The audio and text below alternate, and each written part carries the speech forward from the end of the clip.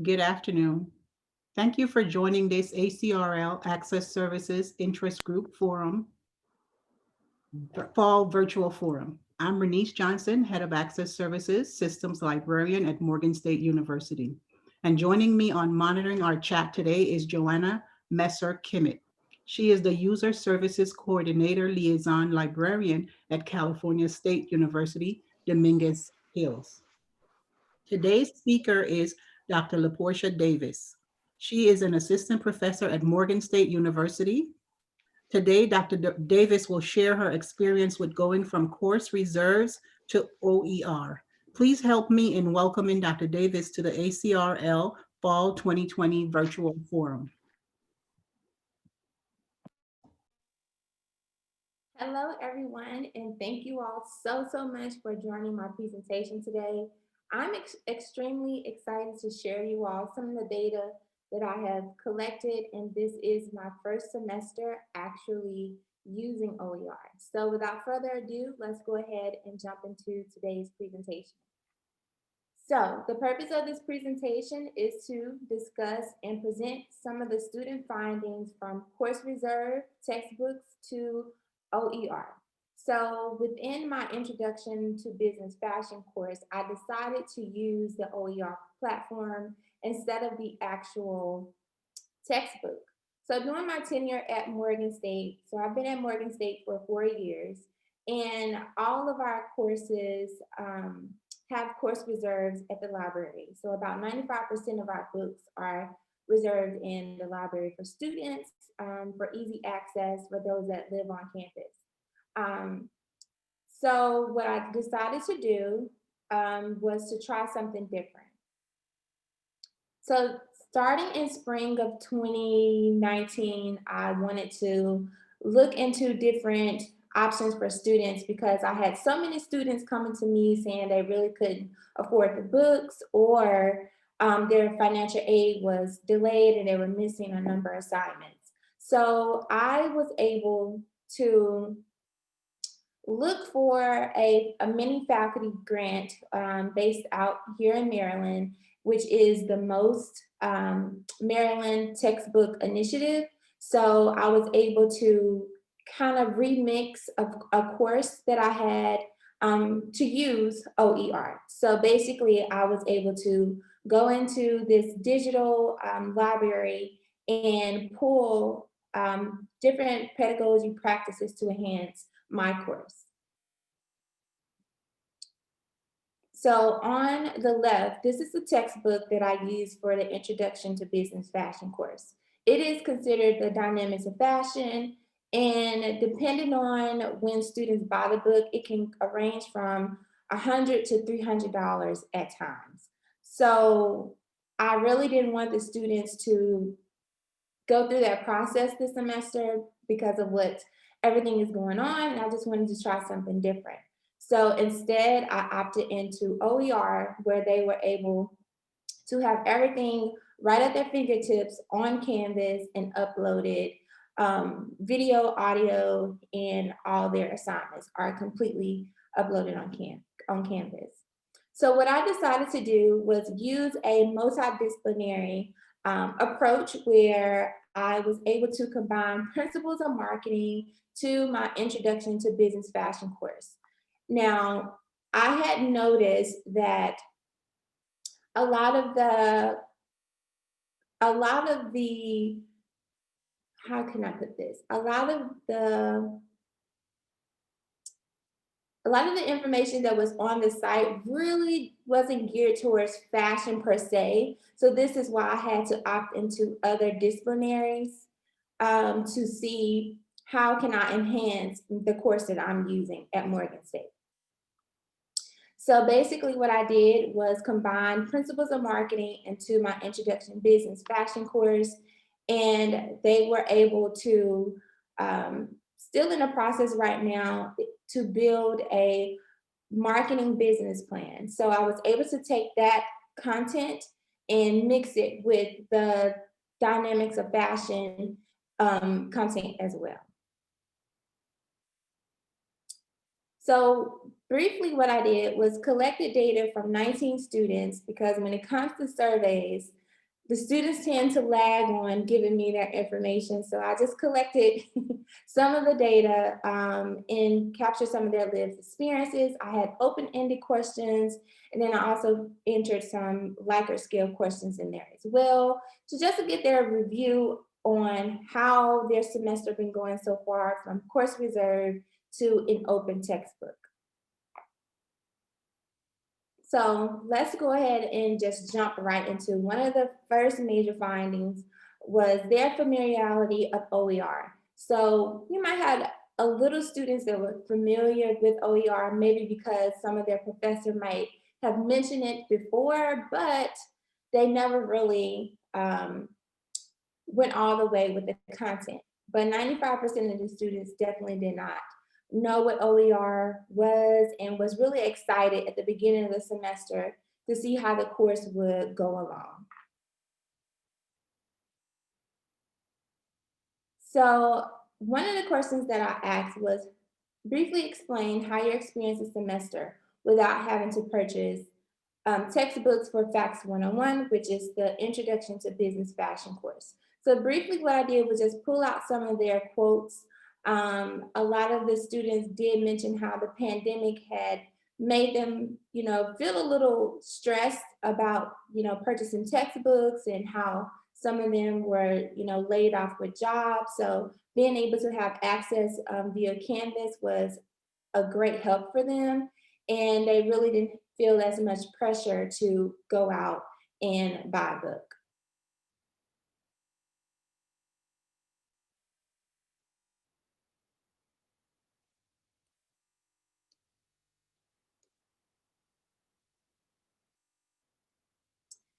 The next question that I pulled out to just get some of their experiences is, do you think the use of OER helped them learn a topic better? So without having the actual physical textbook, some of them believe that the OER did help them enhance more of their knowledge with more of the graphical and videos that I use within Canvas. An additional thing that I did with some of the topics, I actually had a fashion panel where experts within the industry came into the course, and they were also able to talk to the students as well to give them that lived experience of what to do in the industry. So combining those aspects into the course was a really awesome help to help students understand their knowledge much better and comprehend what the topic is about.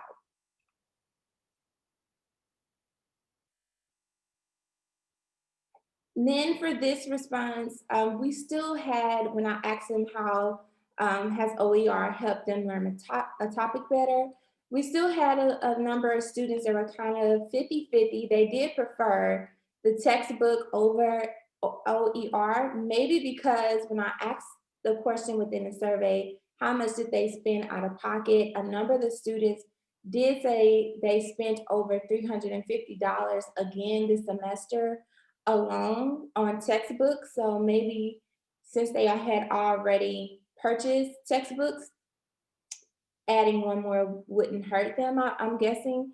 But I still have to break down that data and get more clear information on that. But it was still a bit 50-50. Some students really enjoyed the OER text, and some did not, because a lot of students did mention that some of the OER information could be very lengthy. So I can work on myself, like cutting some things down, especially when it comes to like the readings for the students. So it was still 50-50, but they did also enjoy not having to purchase a textbook at the end of the day as well.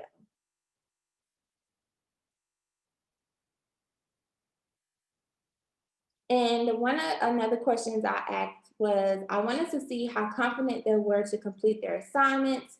And some students felt as if, having the due dates early had an ample time to complete them, and also being able to use OER on their phone directly to look at the videos and reply to discussions really helped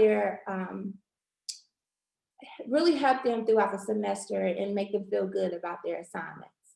Then we have some anxiety and like worry students that really didn't feel confident and is really struggling with online learning content. So, um, and still we have a number of students that are struggling with technology. So it's kind of hard for them to adjust from face-to-face learning and online learning.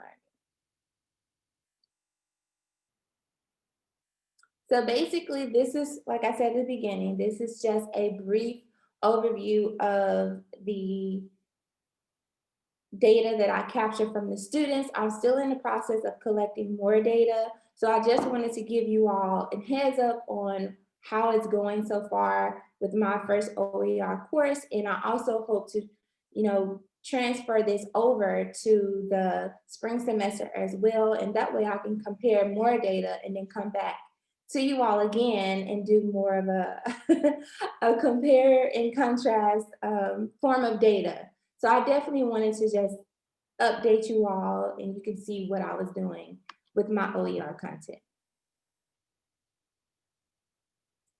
Thank you so much, Dr. Davis. You're welcome. I do have a question. So I think most of the session then will be an opportunity for us to ask questions of each other and of you about how this process went for you. So you said that you received a grant through the Maryland Textbook Initiative. Did that help you with supporting your time in finding and developing this open educational resource for your students? Are there was it something where you were able to buy some materials? How did you use this, and what would you recommend to us as library folks to support faculty in adopting OER? I would definitely say with the grant, it really helped a lot because we also had an opportunity to getting mini pods so we can hear what other professors at different universities were doing. And they also gave us a list of, I would say, material that we could use for the course that we are teaching. So I definitely feel like that list really helped. And basically with that list, they had a number of links attached to it. And they gave us an account number, of course, and we was able to download as many documents that we wanted or copy and paste it into Canvas. Um, it was just really planned out really well because I really didn't have to like do any extra steps of creating different PowerPoints or things like that. So the content was already developed. So all I had to do was figure out how does it align into my course syllabus. Great. And there's a question here in the chat. I see Renice is unmuted too. Did you receive support from your library when you were locating these materials for your course?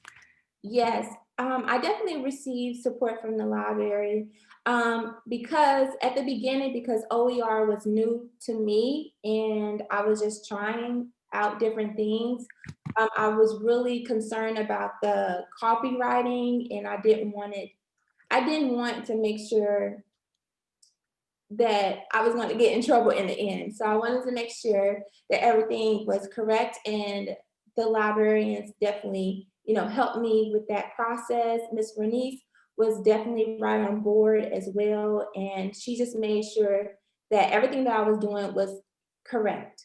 So that's how I was able to basically get the content onto Canvas with their help. Thank you for that response, Dr. Davis. There's another question. Someone says, you mentioned you use audiovisual materials. Where do you recommend finding free AV materials for your course?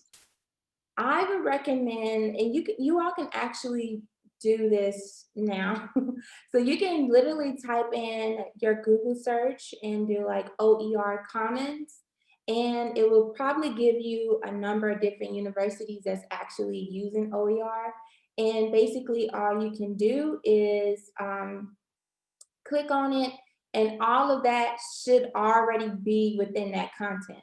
So when I had the link that the Maryland Textbook Initiative sent me, all of the content was there. The audio, the quizzes, exams, everything were already embedded within that packet, if that makes sense. But if you Google OER Commons, you will be able to get as many course materials as you want. But for some sites, you might have to pay like no more than $30 or $40 to actually get the tests, banks, and things like that. But I still think that's fairly reasonable to do. So there are full like packages that you can upload into your course shell. Right. I see And Sarah with a link to OER Commons in the chat, but sorry, I interrupted you. no problem. I'm really excited about this because at the beginning, I really wasn't aware of an open textbook, and just being able to like find that and look more into it, I was just like, wow, I felt like I was just missing out for the past 4 years on how I could help students save money instead of spending $300 or $400 on a textbook for a fashion merchandising course. So it's a really awesome approach because you can be multidisciplinary or transdisciplinary, where you can incorporate different other like majors or practices within your course. So I think it's really, really awesome. Okay, and you mentioned that, I'm not sure, just want to clear it up, that the students were able to look at the course content from the OER on their phone. Yes. Do you know if they had any difficulties using other devices, mobile devices? Well, the only difficulties that I had received from students was if those students, we have like a small amount of students that's living on the Morgan campus. We have just a really, really small amount. But if the internet connection goes down, that is really the only issue that the students probably had on campus. But other than that, majority of the students submitted their work extremely early. So they really didn't have any experience with technology, honestly. Just those that were living on campus right now. So with this, oh, yep, there's another question in the chat. How do you feel that the quality of the OER resources compares to traditional textbooks? I feel like the quality is much better. And I definitely feel like a lot of students did mention they do like the feel of the textbook and being able to probably like skim through and find an answer basically. But with OER, you're actually, expanding their creative thinking a lot, and it's going to require them to be more interactive in the course actually. So I believe the quality is much better, and it's still a lot of work that needs to be done, especially within like the fashion component, because it wasn't a lot of resources that I could pull regarding fashion. So that's why I had to opt into principles of marketing. And if I look at the business courses at other universities, they are also doing fashion merchandising. So I thought that would have been an awesome opportunity to be multidisciplinary with principles of marketing. And I see Susan Garrison has shared some business OER from OpenStax, which is another open textbook initiative. So that's a really excellent resource as well. Yes. Do you feel like you would be confident in developing your own open educational resource to share and remix and offer to other people as a result of this experience? I do. I'm highly interested in OER now, and I literally want to do every single course now in OER because I just really like how the students this semester has been really, really interactive. So I definitely do see the gaps on what needs to be filled, and I am interested in creating an OER textbook for fashion merchandising because it's very, very limited information out there. Do you think that it was hard for you to get the grant, like the process?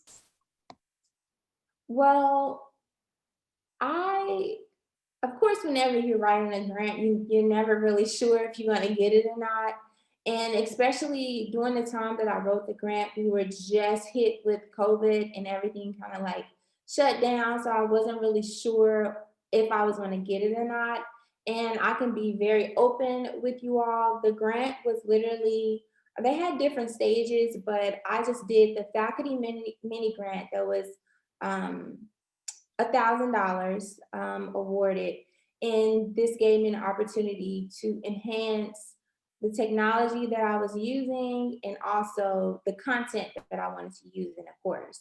So they did have other options, but I just wanted to start with the mini one first because I just wasn't sure. But now I feel, much confident to look for bigger grants that can help me also do some things like on the university campus virtually to help them understand what OER is. So I feel confident.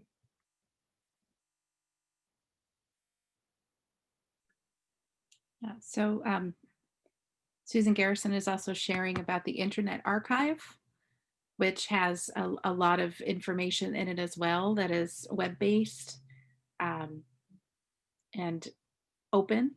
Ooh, okay.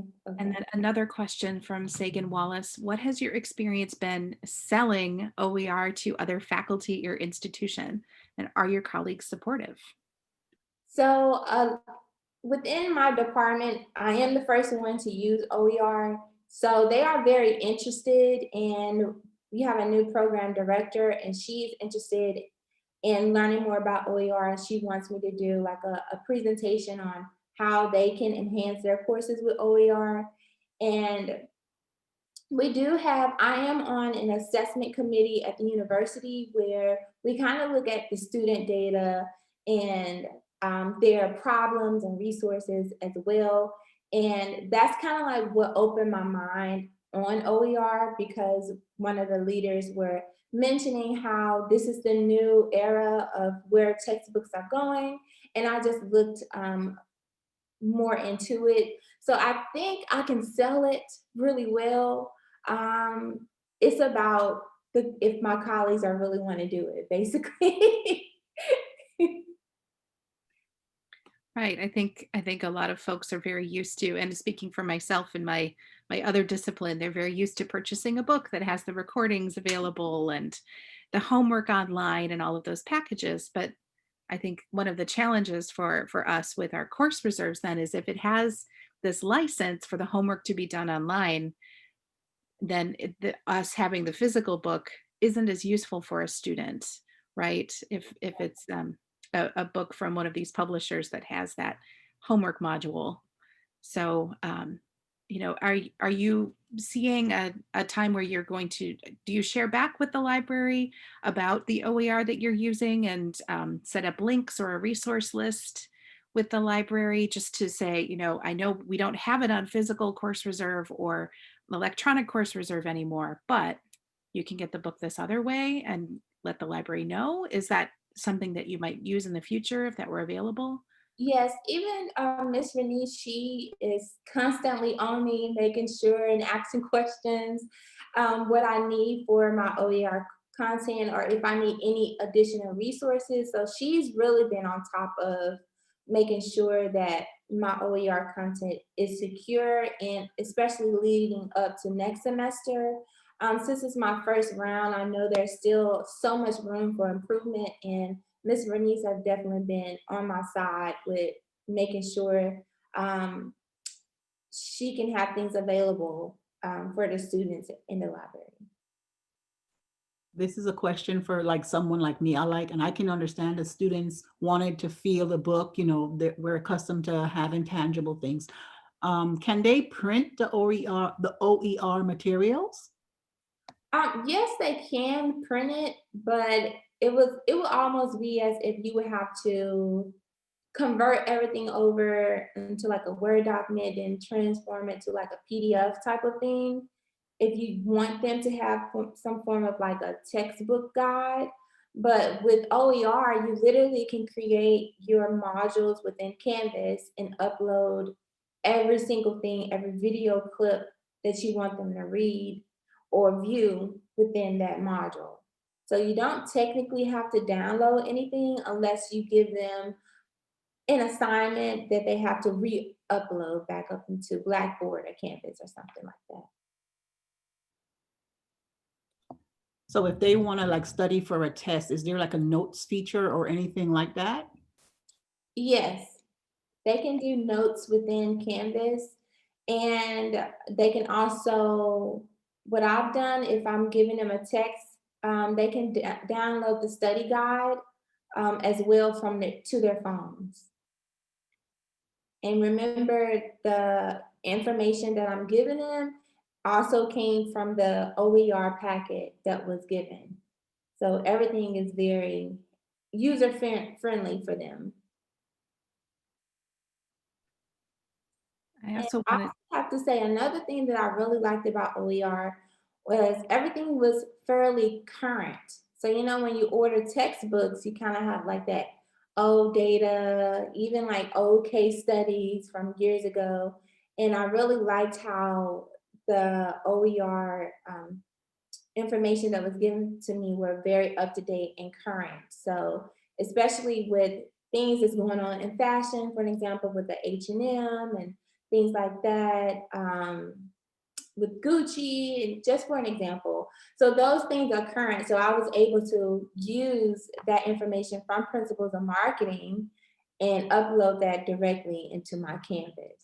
So whatever topic that we're working on, everything was very cohesive.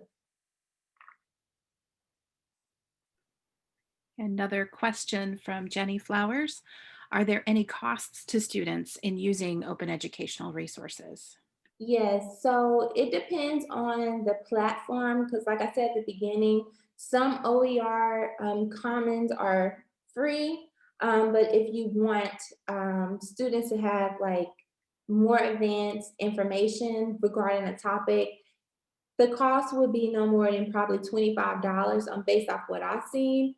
But I still think that's good than $300. But the $25 to $30 is normally the price that I've seen so far.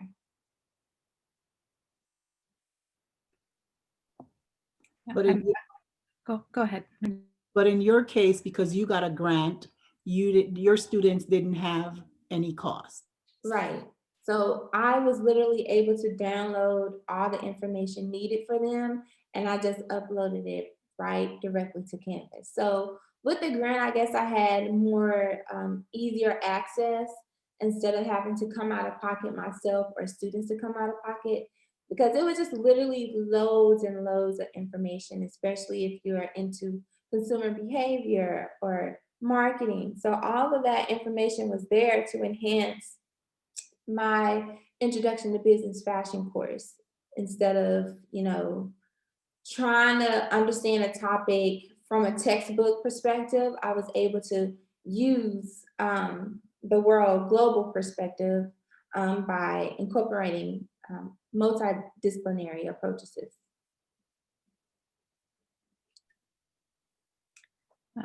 Leanna Pagano also shared another OER resource for folks, the Open Textbook Library / Network, and the catalog is available online through the University of Minnesota.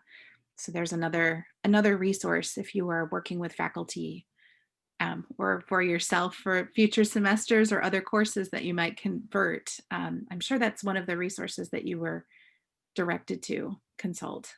Yes.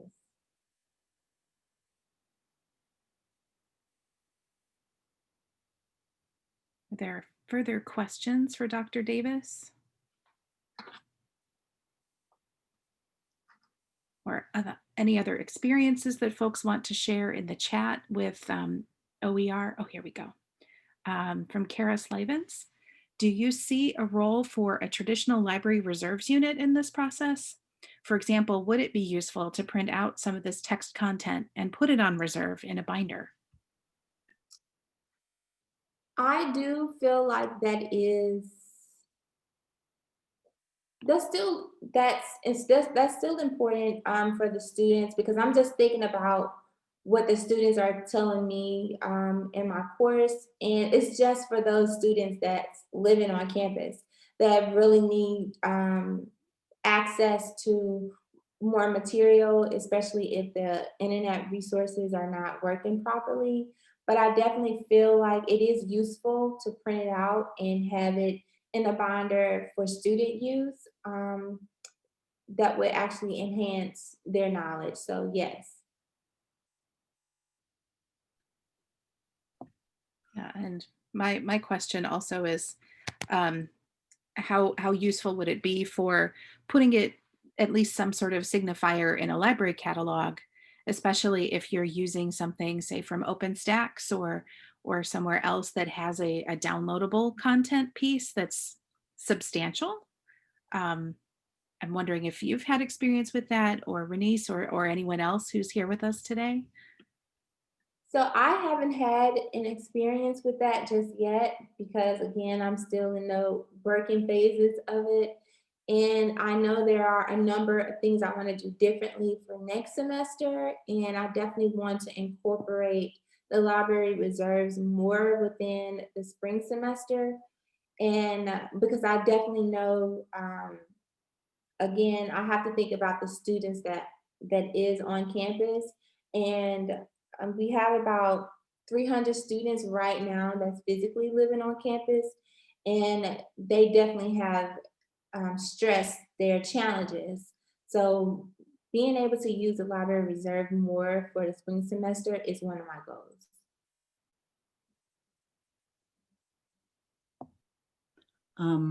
We have another question. Jenny said, did you encounter any equity issue with students who may not have had access to technology?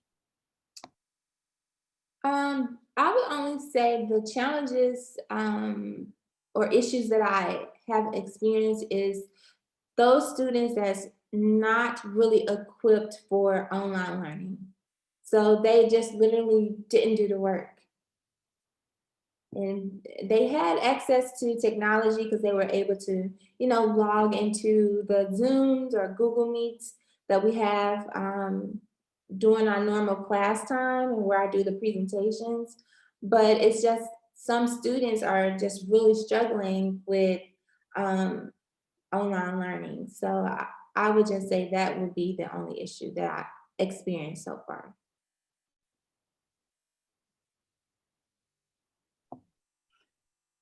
And I just wanted to say, like, to me, the OER comes in really handy now, because right now we're not really processing any course materials. I mean, course reserve physical item during the COVID. So I know for OER, for the OER for that course, for it to be an option, that really, really was a blessing. Mhm.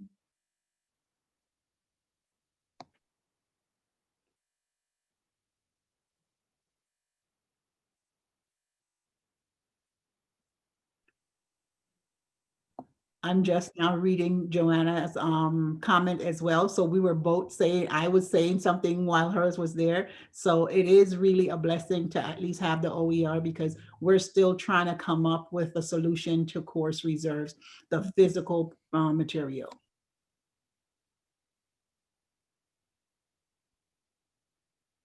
Yeah, I truly enjoyed OER this semester, and just seeing how interactive the students were, as well with the discussion boards and looking at the videos and commenting on them. So I'm definitely pleased with the OER.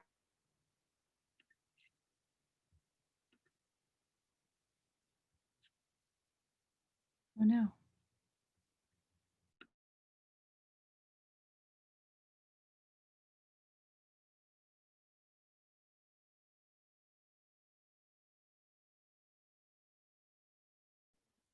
I don't know what happened. We can hear you now. We can hear you. Okay. Yeah, I'm not really sure what happened. Oh, I stopped sharing my screen. That shouldn't have harmed yours at all, but It's okay, technology, right? right. But as I was saying before, I truly enjoyed OER this semester, and I'm definitely looking forward to expanding it within my other courses. And I will be working with Miss Bernice to make sure that I'm under the right copyright policies. And I'm looking forward to see the end results of how the students um, actually feel.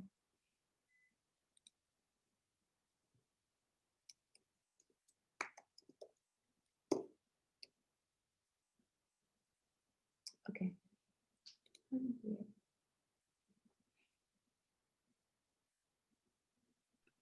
Are there other questions or observations that folks would like to make about OER? Anything that you would like to further share with us, Dr. Davis or Renice, about your experience from the library perspective? I definitely did read an article probably like 2 days ago where many universities now are opting into OER and they are looking for ways for professors to um, develop open textbooks where students can literally just they create a different link on the library page for the actual course, and they can just literally download all the content they need for the semester. So I'm thinking that would be a great option in the future to do, um, especially for those that have internet access trouble. They can just go into the library reserve and just download all of the content. I don't know if that could be an option, but I'm looking forward to seeing that.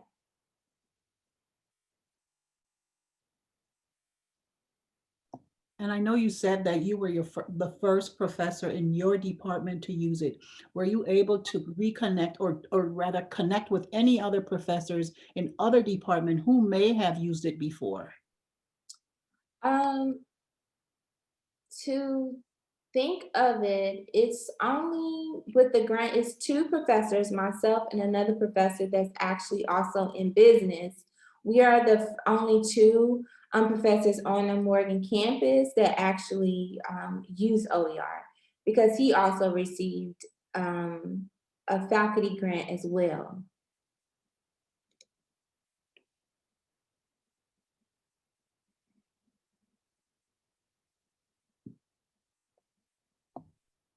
Another person, not a question, but just a statement.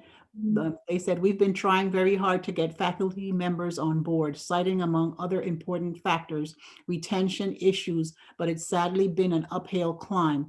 It's encouraging to hear firsthand faculty experience and enthusiasm for using OERs. Yes, yes. I'm more than excited about OER because it's almost like new knowledge to me because no one really within my department, we're talking about OER. It's all about consistent textbook, textbook, textbook. But it was just last semester was kind of like the most challenging semester for my courses because students couldn't afford the textbook. So I wanted to figure out a way for them to save money, but also get rich education as well in the course. Another question, um, it's from someone in the panel, in the chat again. Is anyone aware of any training resources for faculty?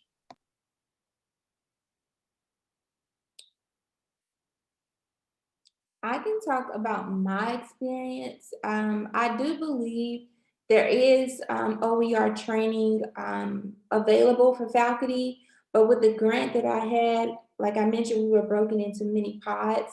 So we were able to upload our syllabus, receive feedback from other professors from different universities within the Maryland system that uses OER.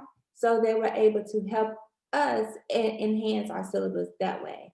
And we was able to upload different assignments on what we felt would be kind of like our final project or things like that. So that really helped me get prepared for the semester by, participating in that training.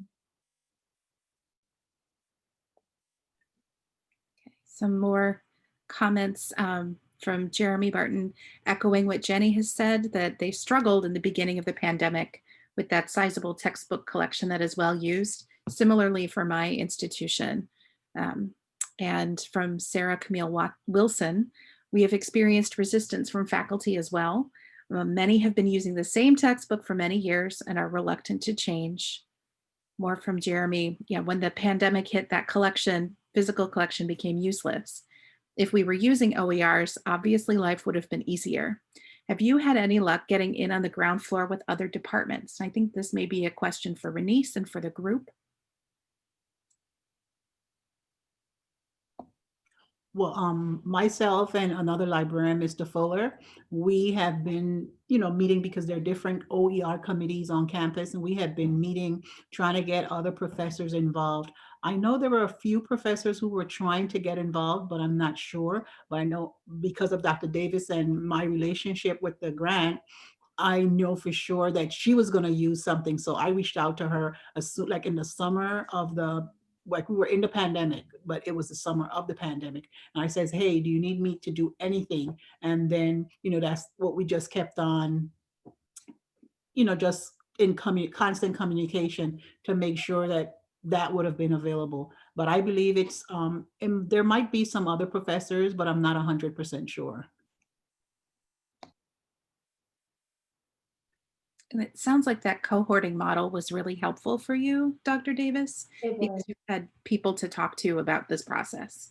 Yes, that's already using OER and some of their challenges as well. So that kind of helped me prepare for the semester and how to combine it within my syllabus so it won't be all over the place, because the OER content is just full of data and things that you can use. So I was a little nervous, and that's why I was emailing Ms. Fanice, like, oh, can you look at this? Can you make sure I'm doing it correctly? Because it was just so much information, but I still wanted it to be user-friendly for the students and comprehensive. And from Liana Pagano, what would you recommend academic libraries do to help engage faculty in OERs, especially if financing isn't an option? I would honestly say, just send out those emails to let them know that OER is an option and is available if you're interested. We are willing to help you because, like I said, I'm on the assessment committee at the university, and I kept constantly hearing that. So if you continue to hear OER, people are going to want to know what it is and how it can be helpful within the course that you're teaching. So, and I'm definitely glad that I decided to opt into OER actually.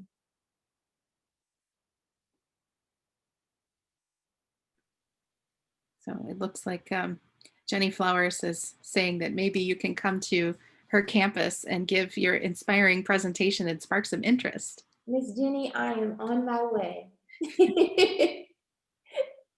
I'm on my way. And Erin Weller is sharing the information for the OER librarian at MSU, Regina Gong, and her account or her LibGuide. I will say that we have an open educational resources librarian at my institution. I think a number of institutions are either they have someone who provides this support or are in the works with someone or many someones who do this kind of work. The California State Universities have an affordable learning solutions program and have had for some time that provides support, and different campuses have implemented this in different ways. Okay, that's awesome.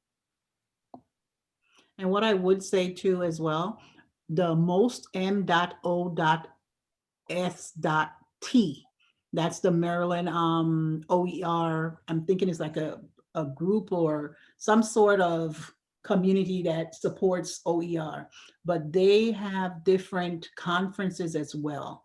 because when I first got into OER, I actually attended a conference and presented a poster there. So they're really working on getting faculty involved because I guess they see the benefits, the true benefits of it. And I'm glad that they've been doing that because, like I said before, now that we're in COVID and we don't have much access to the library materials, these OERs are really a lifesaver.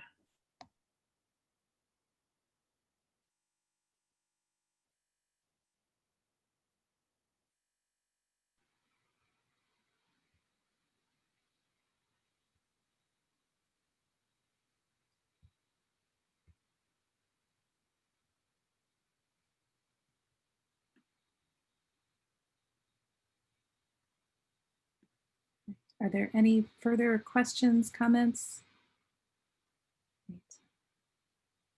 You're welcome.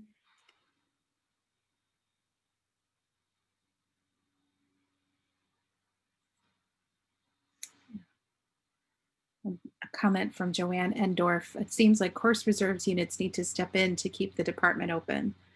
So helping and working with faculty and open educational resources, I think could be a really interesting shift for work within course reserves. I definitely agree. I think because of the days that they're back and forth with that number, that book should be in quarantine. I think that's why, you know, there's such a question in terms like, what are we going to do? It's a real challenge, you know. Somebody says, what is the motivation for people to put out OER?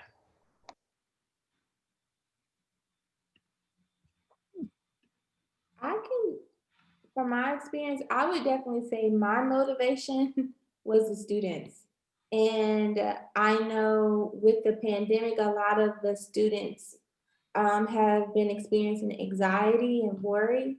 So I definitely wanted to create something where they didn't have to stress too much about how I'm going to come up with $300 for a textbook that I'm more than likely going to use for one semester. Um, so that was basically my motivation. And then I wanted to, I'm always open to trying new experiences in the classroom. And I definitely wanted to get the students' experiences as well. So my motivation was definitely the students. And I think would be my last question. Would you recommend that professors start early looking for materials, or even can you provide like a time frame to say, you know, I would suggest that you start looking? I definitely would suggest that you start, like faculty members start looking early. That way they will know if that's the correct content that they want to use for the course. Again, if you go to different OER sites, they might have one, 3 or 4 different principles of marketing content. And it will be a lot to look through as well. So the earlier you start, the better that your modules will come out for the students. So your topics will line up fairly well. So the earlier you start, the better your content will come out to me. And I would recommend one more thing. I remember when I started looking I think it was the one for Maryland, it had them in categories of beginning, advanced. Was there something like that? Yes,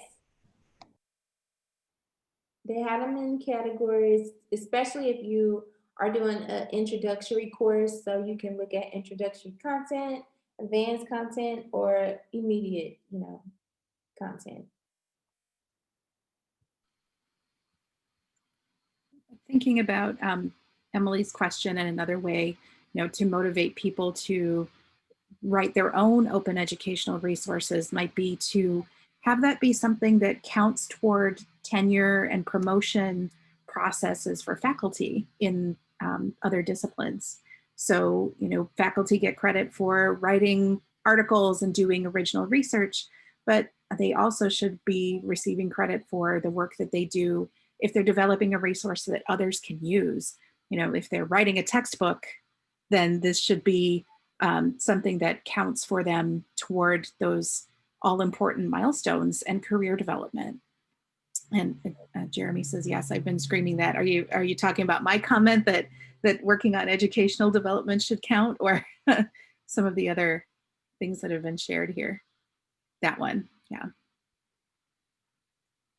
And when I was in my mini pods, one professor, which I thought was really cool, she actually created her OER content with students. So she had student perspectives, which I thought was awesome and a cool way to kind of look at how you can maneuver the semester as well with a student's view. So there's so many ways that faculty members can use OER and do OER. There's so many ways. And you said a mini pod? Yeah, so with the grant, we were kind of broken into groups. So we had our own little pod for faculty members that got like a mini grant, the ones that got more of an advanced grant and things like that. So we had mini pods. Okay, we have another question. Do you think asking professors for their syllabi and offering to find alternative OER for them would be welcomed by professors? I think so, because that's actually what the mini faculty grant they did to us. So they wanted to know what exactly is the course, how are you going to be teaching the course, and what you hope to do with the course.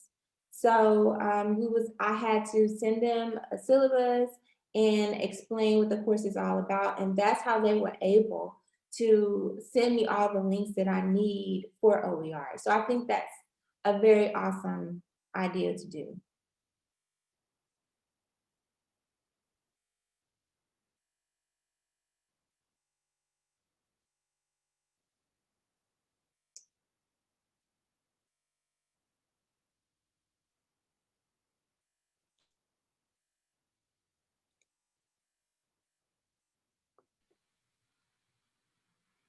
Are there further questions from anyone? Any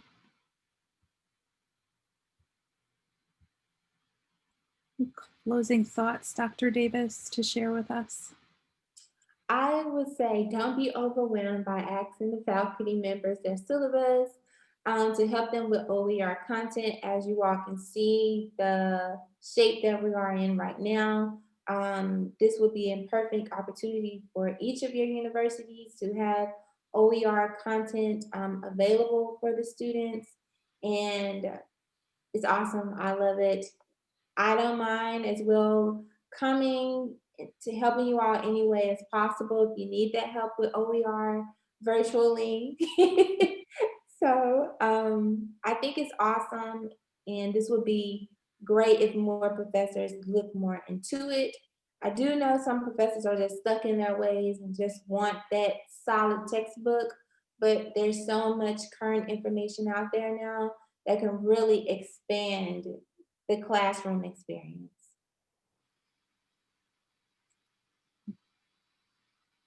Well, thank you so very much for talking with us today, and to all of our participants for sharing information. And please, on behalf of all of us in the ACRL Access Services Interest Group, please join me in thanking Dr. Davis for her presentation.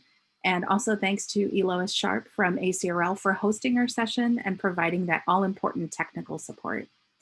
We are so glad you made the time to be a part of our second Fall Virtual Forum for 2020. And please join us again in spring 2021. We'll have 2 more of these. And if you have any suggestions for what you would like to see in a future virtual forum, please share them with us. I will put my email address in the chat. You can also find us on ALA Connect. And then Renice, if you wanted to drop your email in there too, we would really love to hear your suggestions. We hope to see you in future meetings. And once more, many thanks to Dr. Davis, and we hope to see you again this spring. Yes, ma'am. Okay, and Renice's email is in there as well. And I share Dr. Davis' email for people who want her to come and speak to them. Okay. I spelled it correctly. I can't talk and type at the same time.